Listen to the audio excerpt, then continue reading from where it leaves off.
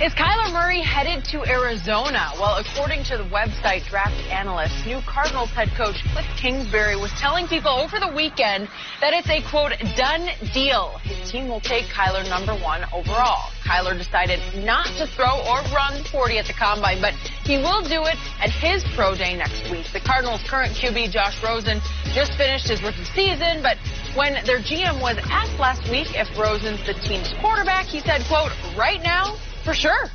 So, Shannon, would it be the right move for the Cardinals to take Kyler? I wouldn't do it. He's still 5 foot 10 inches tall. He still only weighs 207 pounds.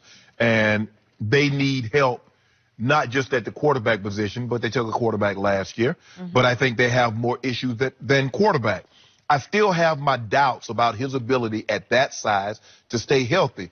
Plus the fact all the other quarterbacks that have had success at that size or close proximity to that size were 3-4-year starters. Drew Brees was a 3-year starter at Purdue. Russell Wilson was a 4-year starter at NC State and Wisconsin. And he started 17 games. Okay. So I still have my doubts. Now, what happens at 5'10", 207 pounds? He gets behind a bad offensive line, which Arizona possesses. Now, Oklahoma was voted best offensive line in all of college football. Good O-line, yeah. Okay. Then what? Now, on the flip side, Skip, I get why they're doing it. Cliff Kingsbury has a specific type of offense he wants to run. Right. He believes this young man is better equipped to run that system than the quarterback that they have.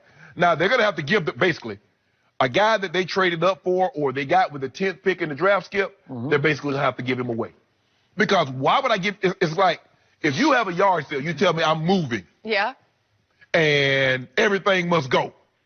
And I go and I say, you know what? I would like that chair. I'll give you, how much is the chair? $200. No, I'll give you $50. Now, you can either sell it to me for $50 or you can pack it with you and move across country. But you said everything must go. It's good, yeah. Well, it's Skip. Why would I give you anything other than a 4th-round pick for Josh Rosen when I know you want to clear the decks? Because if you keep him on the roster, he's going to be out there with his lips stuck out all the time. So you're going to be stumbling over lips. So I know you got to get rid of him. But, Skip, I wouldn't do it. I understand Kingsbury. It seems like Kime, the general manager, he's on firm footing. Cliff Kingsbury, it's hard for me to imagine a situation where they fire a second head coach after his first year. Maybe. Who knows? But, Skip, I wouldn't do it for the simple fact he's 5'10", 207 pounds. And I believe they have more issues than at the quarterback position. But I totally understand why Cliff Kingsbury and they're going to make, if they make this. Now, it's just hard for me to believe that people are talking about who they're going to take in the beginning of March, and the draft is still 2 months away. Yeah. That could be a smokescreen. But Cliff Kingsbury did say when they were getting ready to play them, if I had the #1 draft pick, I would select this young man. Well, he's going to get an opportunity possibly to put that to test. Interesting. What do you think, Skip? I respect your opinion on this. Everything you just uttered came from conventional wisdom. Everything you just said is tried and true in the NFL. It's been proven to be accurate when evaluating quarterbacks until now. If I had that pick, I'd be running up to the platform already to turn it in. I'd say you'd be ready? It's over. I want that guy. Oh, you'd be going to Nashville already, huh? I'd be there saying, where's the podium? I got to go up and hand it in. Where's the commissioner? Patiently. This kid is going to shatter all those molds. And you're right. Those are the molds, and he's going to shatter them. This kid, the height is irrelevant for him. I did care about his hand size, and his hands are bigger than Patrick Mahomes' hands. This kid has a lot of Mahomes in him. He might not have as much sort of hot doggy, I'm going to throw it, no-look kind of passes, but he will make athletic plays like Mahomes does. They're going to make you say, wow. Yeah, he can throw I'm not sure I saw that before. So, to me, I started saying, if you recall, soon after Cliff Kingsbury was hired there, shockingly, on January the 8th, that Cliff Kingsbury has to take Kyler Murray. And all of a sudden, everybody laughed at it and scoffed at it, and they shot it down. And now everybody's saying it's a runaway train. They are going to take Kyler Murray. And they should take Kyler Murray. He is a match made in football heaven for Cliff Kingsbury.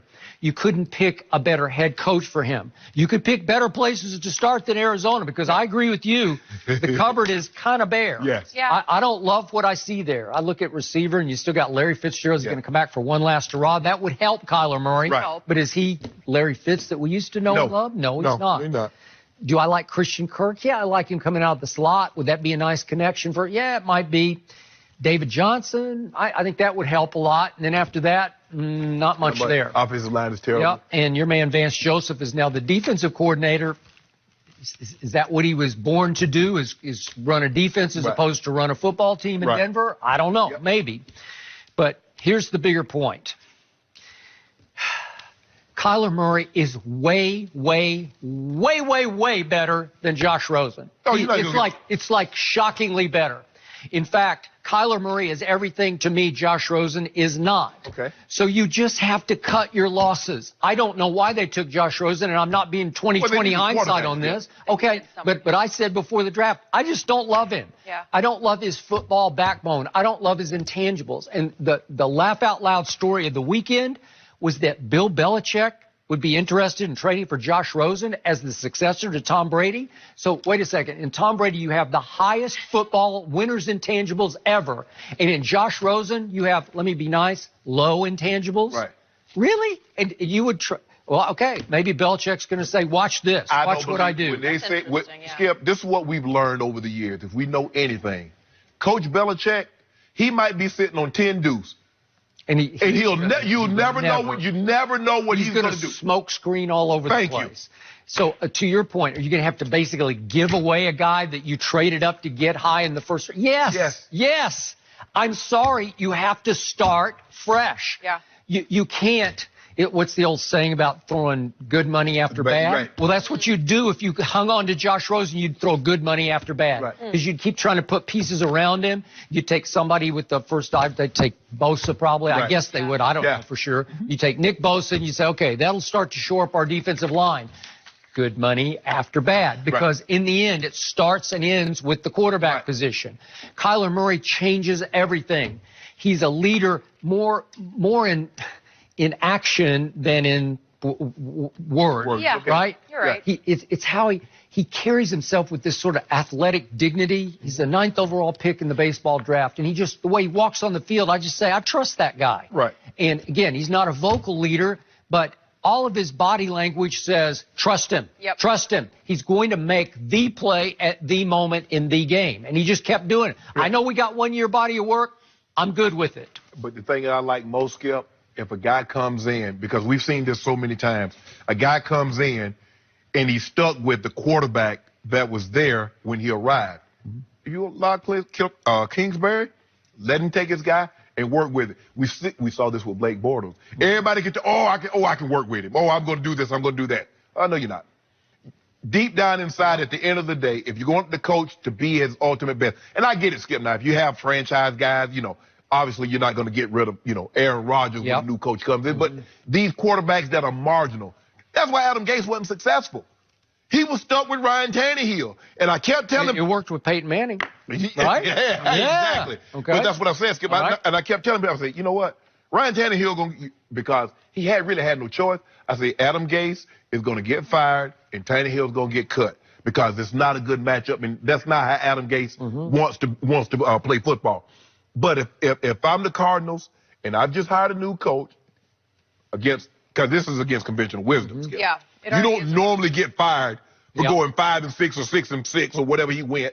Become the offensive coordinator at USC, resigns from that job, and then goes and gets a head coaching job in the NFL. It's impossible. It just can't happen, and it did. Yeah, exactly. So let him get his guy. He said if he had the first pick, lo and behold, maybe he spoke that into existence. Maybe. He has the first pick. Let him take his guy. But I wouldn't, Skip, just because of the size, there's not enough body of work, and it might turn out to be great. I wish him well. Yeah, that is a good point.